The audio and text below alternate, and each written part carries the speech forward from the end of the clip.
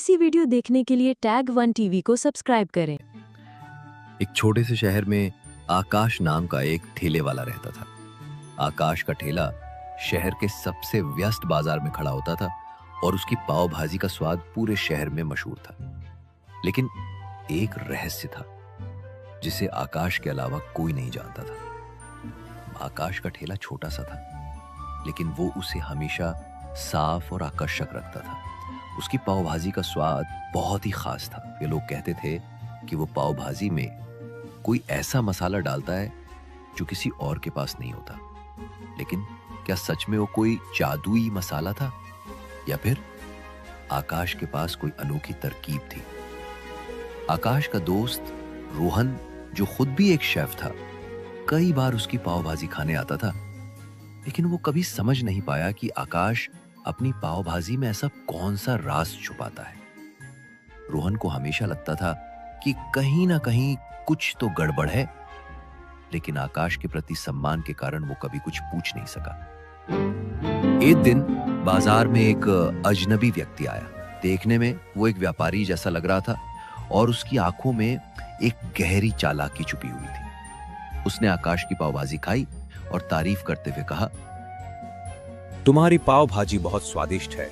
मैं चाहता हूं कि तुम मेरे होटल के लिए पाव भाजी बनाओ।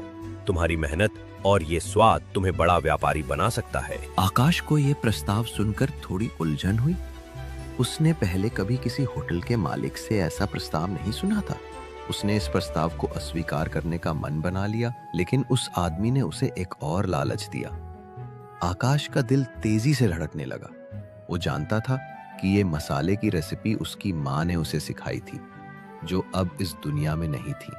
ये उसके परिवार की धरोहर थी और वो इसे किसी और को नहीं देना चाहता था। पर उस अजनबी आदमी के प्रस्ताव ने उसे सोचने पर मजबूर कर दिया। आकाश ने सीधे जवाब देने की बजाय कुछ दिन का समय मांगा। वो अपने ठेले के पीछे बैठकर गहराई से सोचने लगा। उसके दिमाग में विचार आया, एंड क्या ये आदमी मेरी पाव भाजी के असली रहस्य को जानकर मुझे धोखा दे सकता है और मेरी पहचान छीन सकता है? अगले कुछ दिनों में आकाश ने कुछ अलग करने का निर्णय लिया। उसने सोचा कि वो अपने मसाले की रेसिपी बदल देगा। लेकिन फिर उसे एक और विचार आया। उसने शहर के सबसे अच्छे मसाला व्यापारी से संपर्क किया और बताया कि उसे एक खास तरह का नकली मसाला तैयार करवाना है। इस बार आकाश ने तय किया कि वो उस आदमी को असली मसाला देने की बजाय नकली मसाला देगा और देखेगा कि क्या वो सच में उसकी पाव भाजी की असली पहचान जानता है कि नहीं। कुछ दिनों बाद वो अजनबी व्यक्ति फिर से आकाश के पास आया और उससे मसाला मांगने लगा। आकाश ने उसे वो नकली मसाला दे दिया जिसे उसने उसी दिन तैयार करवाया था। वो आदमी वो मसाला लेकर खुशी खुशी वहां से चला गया। लेकिन जब उसने अपने होटल में वही पाव भाजी बनाने की कोशिश की तो स्वाद बिल्कुल अच्छा नहीं था। लोग उसकी पाव भाजी को नापसंद करने लगे। आखिरकार आकाश ने साबित कर दिया कि उसके स्वाद का राज सिर्फ मसाले में नहीं, बल्कि उसकी मेहनत, सच्चाई और मां के प्यार से सीखी